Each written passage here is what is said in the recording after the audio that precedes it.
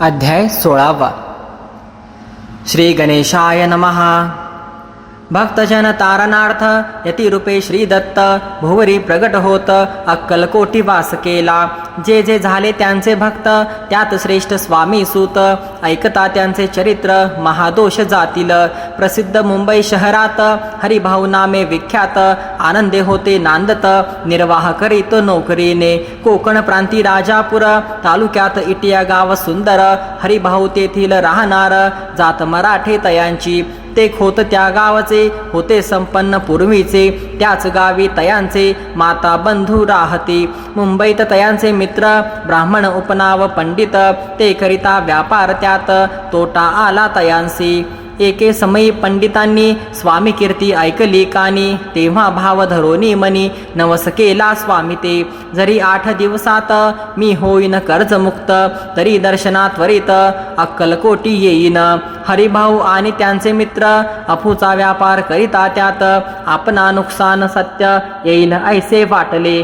त्यांनी काढली एक युक्ती बोलावूनी पंडितांप्रती सर्व वर्तमान त्या सांगते म्हणते काय करावे। हे नुकसान भरावयासी द्रव्य नाही आम्हापासी फिर्याद होता अब्रुसी बट्टा लागेल आमुचा। तेव्हा पंडित बोलले मलाही कर्ज काही झाले निघेल माझे दिवाळे यात संशय असेना। तुम्ही व्हावया कर्जमुक्त यासी करावी युक्ती एक तुमचा होऊनी मी मालक लिहून देतो पेढीवरी। अफूचा भाव वाढला व्यापारात नफा जाहला हे सांगावया पंडिताला मारवाडी आला आनंदे। अक्कलकोटी स्वामी समर्थ सांप्रत काळी वास करीत त्यांचीच कृपा ही सत्य कर्जमुक्त झालो आम्ही। गजानन हरिभाऊ पंडित त्रिवर्ग अक्कलकोटी जात समर्थांचे दर्शन घेत पूजन करीत भक्तीने। तेव्हा समर्थे तयांसी शिवराम मारुती ऐसे नामे दिधली त्रिवर्गासी अनेक मंत्र दिधले। पंडिता राम म्हटले गजानना शिव नाम दिधले मारुती हरिभाऊस म्हटले तिघे केले एक रूप। मग समर्थे त्यावेळे त्रिवर्गाजवळ बोलाविले तिघांसी 3 श्लोक दिधले मंत्र म्हणून ते ऐका। श्लोक गुरुर्ब्रह्मा गुरुर्विष्णू गुरुर्देवो महेश्वरः गुरुः साक्षात् परब्रह्म तस्मै श्री गुरुवे नमः।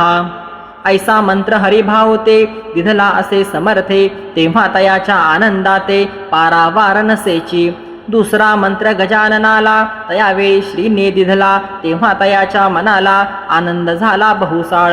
श्लोक आकाशात पतितं तोयम यथा गच्छति सागरम सर्वदेव नमस्कारः केशवम प्रति गच्छति।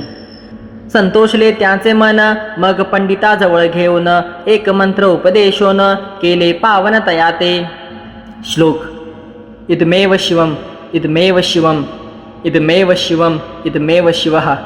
300 रुपये तयांनी आणले होते मुंबईहुनी त्यांचे काय करावे म्हणून विचारिले समर्थाते। ऐसा प्रश्न ऐकोनी समर्थ बोलले त्याला कोणी त्यांच्या पादुका बनवोनी येथे आणाव्या सत्वर।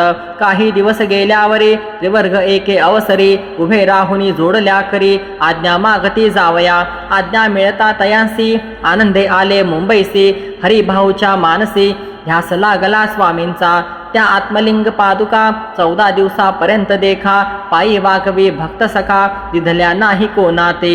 हरिभाऊ एके दिनी समर्था सानिध्य येऊनी दर्शन घेऊन श्रीचरणी मस्तक त्यांनी ठेविले। तो समर्थे त्याप्रती घेऊन या मांडीवरती वरदहस्त सत्वर्गते मस्तकी त्याचे ठेविला। म्हणती तू माझा सूत झालासी आता निश्चित परिधान करी भगवे वस्त्र संसार देई सोडूनी।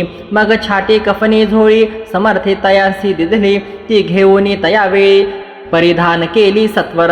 आत्मलिंग पादुका सत्वरे देती हरिभाऊचे करी म्हणती जाऊनी सागर तीरी किल्ला बांधूनी राहावे।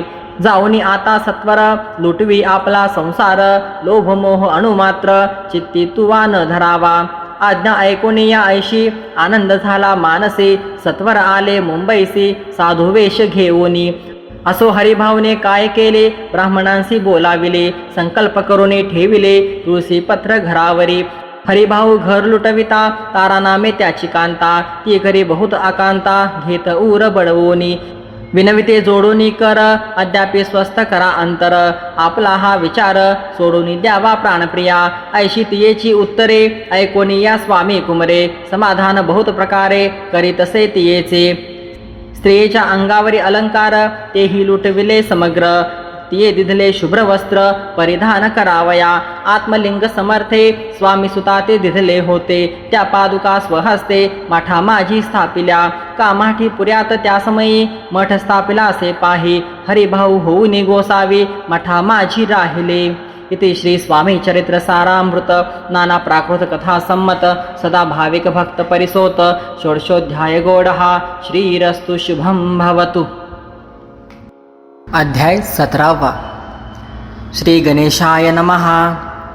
मागील अध्यायी कथा सुंदर प्रख्यात जे मुंबई शहर तेथे येऊनी स्वामी कुमार मठ स्थापिती समर्थांचा स्वामी नामाचे भजन त्यांची या चरित्राचे कीर्तन त्याहुनी व्यवसाय अन्य स्वामी सुत नेनती स्वामी सुताची जननी काकूबाई नामे करुणी तिने हे वृत्त ऐकोनी दुःख केले अनिवार निज मातेचा शोक पाहोन दुःखित झाले अंतःकरण तिये लागी सावरून धरिले सत्वर प्रेमाने नाना प्रकारे स्वामी सुत मातेचे समाधान करीत मधुर शब्दे समजावित परमार्थ गोष्टी सांगोनी यासी पिसाच बाधा झाली किंवा कोणी करणी केली याची सोय पाहिजे पाहिली पंचाक्षरी आणोनी त्या समयी प्रख्यात थोर यशवंतराव भोसेकर जयांसी देव मामलेदार सर्व लोक बोलती ऐसा विचार करूनी पोटी दर्शना आल्या उठाउठी सांगितल्या सुताच्या गोष्टी मुळापासून सर्वही ऐकोनी या देव मामलेदार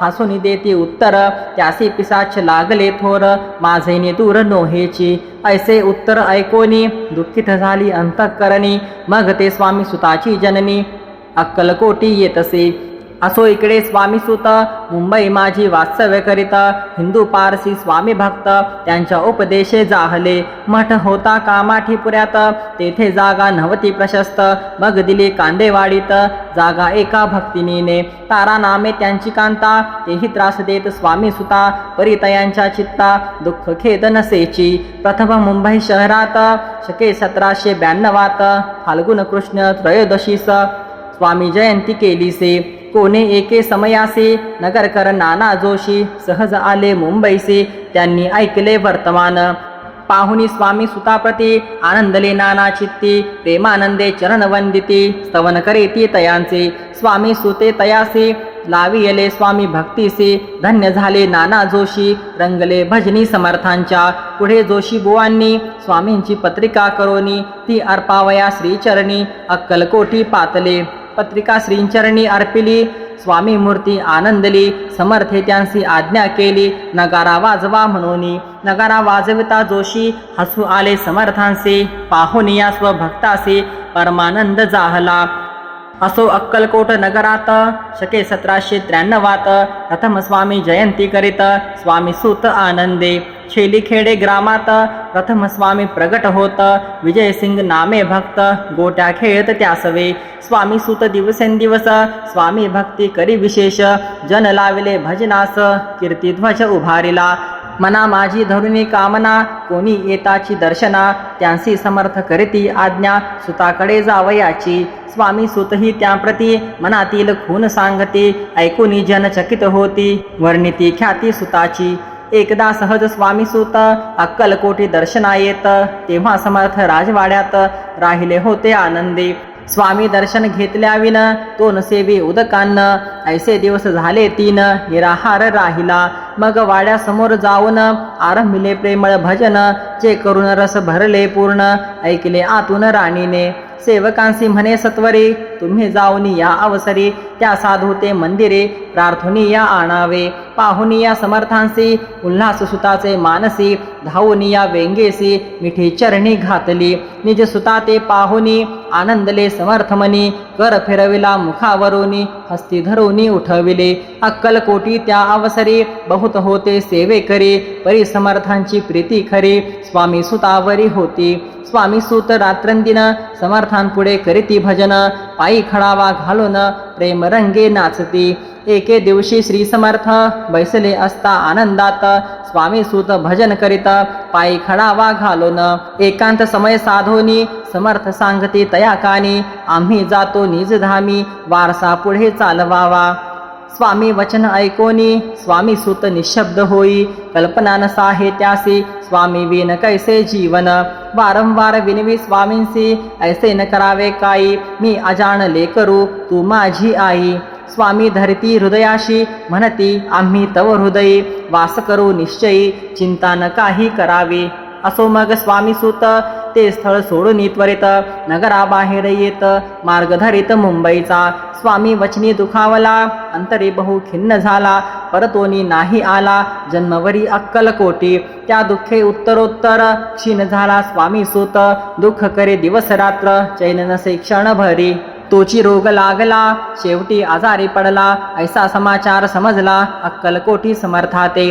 स्वामी सुताची जननी राहतसे त्या स्थानी, तिने हे वर्तमान ऐकोनी विनवीत समर्थाते. मग समर्थे त्या अवसरी मुंबईस पाठविले सेवेकरी, म्हणती सुताते सत्वरे मज सानिध्य आणावे. परिसुत त्या सांगती आला नाही अक्कलकोटी, विरह दुःख त्याचे पोटी रात्रंदिन सलतसे. मग सांगती समर्थ त्यासी घालून पेटीत, घेऊन यावे त्वरित कोणीतरी जाऊनी. तथापि स्वामीसूत पाही अक्कलकोटी आला नाही, दिवसेंदिवस देही क्षीण होत चालला. शेवटी बोलले समर्थ आता जरी न ये सत्य, तरी तोफ भरून यथार्थ ठेविली ती उडवू की. याचा अर्थ स्पष्ट होता तो समजला स्वामी सूता, परी तो न आला अक्कलकोटा जीवित परवा न केली. आजार वाढला विशेष श्रावण शुद्ध प्रतिपदेस, केला असे कैलासवास सर्व लोक हळहळती. अक्कलकोटी त्यादिनी समर्थ करती विचित्र करणी, बैसले स्नान करोनी परिगंधन लाविती. भोजनाते न उठती धरणीवरी अंग टाकिती, कोणा संगेन बोलती रुदन करीती क्षणोक्षणी. इतक्या माझी सत्वर मुंबईहून आली तार, श्रुत झाला समाचार स्वामी सूत गत झाला. मग काकूबाईने सत्वर जवळी केले मुंबापूर, तेथे समजला समाचार परत्र पावला आत्मज.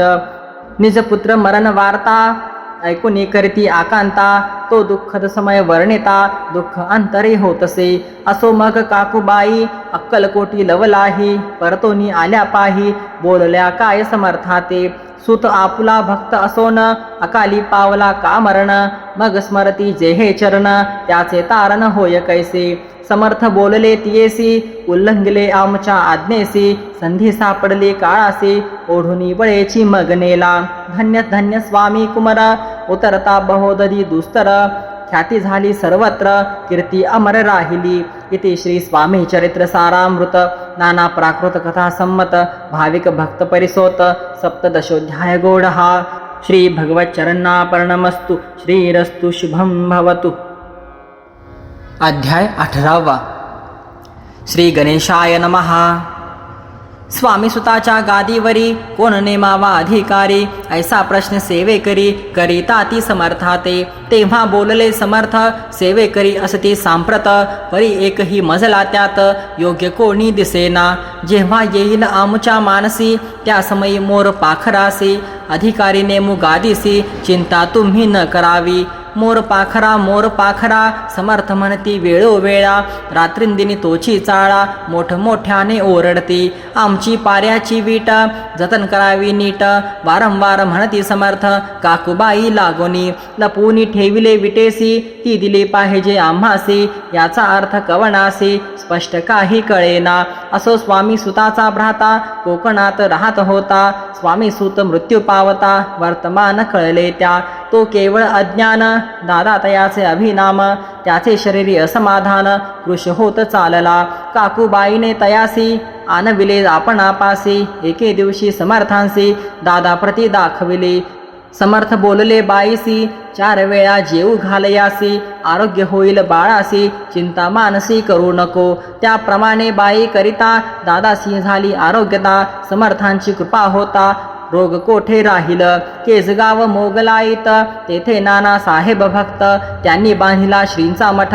द्रव्य बहुत खर्चिले, श्रींची आज्ञा घेऊन सत्य पादुका स्थापाव्या मठात. या कारणे अक्कलकोटी येत दर्शन घेत समर्थांचे. ते म्हणते काकूबाईसी पादुका स्थापन करायासे, तुम्ही पाठवा दादासी समागमे आमुच्या. बाई म्हणे तो अज्ञान, तशात शरीरी असमाधान. त्याची काळजी घेईल कोण, सत्य सांगा मज लागी. समर्थे वृत्त ऐकोन म्हणते द्यावे पाठवून. बाळ आहे जरी अज्ञ तरी सांभाळू तयासी. समर्थ पुनश्च बाईसी बोलले, त्यात तुमचे काय गेले. आम्हासी दिसेल जे भले तेच आम्ही करू की. शेवटी मंडळी सांगाते दादासी पाठविले केचे प्रती. पादुका स्थापन झाल्यावरती दादा आला परतोनी. पुढे सेवेकऱ्या सांगाती त्यासी मुंबईस पाठविते. ब्रह्मचार्यांसी आज्ञा करीते यासी स्थापा गादीवरी. दादासी करुणी गोसावी मुंबईची गादी चालवावी. स्वामी सुताची यास द्यावी कफनी झोळी निशाण. ब्रह्मचारी दादासी उपदेशिती दिवसनिशी. गोसावी होऊनी गादीसी चालवावे आपण. दादा जरी अज्ञान होता तरी ऐशा गोष्टी करिता. नकार म्हणेची सर्वथा नरचे चित्ता त्याचिया. या परी ब्रह्मचार्यांनी पाहिली खटपट करोनी. शेवटी दादासी मुंबईहुनी अक्कलकोटा पाठविली. समर्थे ऐशा समयासी आज्ञा केली भुजंगासी. घेऊनी माझ्या पादुकांसी मस्तकी ठेव दादाच्या. मोर्चेल आणूनी सत्वरी धरा म्हणती त्यावरी. आज्ञेप्रमाणे सेवे करिता ती तैसेच. श्रींच्या पादुका श्री पडता उपरती झाली त्याच्या चित्ता. हृदयी प्रगटला ज्ञान सविता अज्ञान गेले लयाते. धन्य गुरुचे महिमान पादुका स्पर्श करोन. झाले तत्काळ ब्रह्मज्ञान काय धन्यता वर्णावी. असो दादाची पाहुणी वृत्ती काकूबाई दचकली चित्ती. म्हणे समर्थे दादाप्रती वेड खचित लाविले. ती म्हणे जी समर्था आपण हे काय करिता. दादाची या शिरी ठेविता पादुका काय म्हणोनी. समर्थ बोलले तियेसी जे बरे वाटेल आम्हासी. तेची करू या समयासी व्यर्थ बडबड करू नको. काकूबाई बोले वचन एकासी गोसावे बनवोन. टाकीला आपण मारून इतुकेची पुरे झाले. ऐकोनी ऐशा वचनाला समर्थांसी क्रोध आला. घाला म्हणते बाईला खोड्या माझी सत्वर. काकूबाईने आकांत करुणी मांडिला अनर्थ. नाना अपशब्द बोलत भाळ पिटीत स्वहस्ते. परी समर्थे त्या समयी लक्ष तिकडे दिले नाही. दादासी बनविले गोसावे कफनी झोळी अर्पिली. दुसरे दिवशी दादासी समर्थ पाठविती भिक्षेसी. ते पाहुनी काकूबाईसी दुःख झाले अपार. समर्थांसी हासू आले अधिकची कौतुक मांडिले. दादासी जवळ बोलाविले काय सांगितले तयासी. अनसुया तुझी माता तिज पाशी भिक्षा माग आता. अवश्य म्हणून तत्वता जननी जवळी पातला. ऐसे बाईने पाहुनी क्रोधाविष्ट अंतःकरणी. म्हणे तुझी हे करणी लोकपावादा कारण. ऐकुनी मातेची उक्ती दादा तिचे प्रती बोलती. ऐहिक सुखे तुच्छ गमती माते आज पासोनी. पुत्राचे ऐकून वचन उदास झाले तिचे मन. असो दादा गोसावी होऊन स्वामी भजनी रंगले. काही दिवस झाल्यावरी मग आले मुंबापुरी. स्वामी सुताच्या गादीवरी बसोनी संस्था चालविली. इथे श्री स्वामी चरित्र सारामृत नाना प्राकृत कथा संमत सदा प्रेमळ परिसोत. अष्टदशोध्याय गोडहा. श्रीरस्तु शुभं भवतु.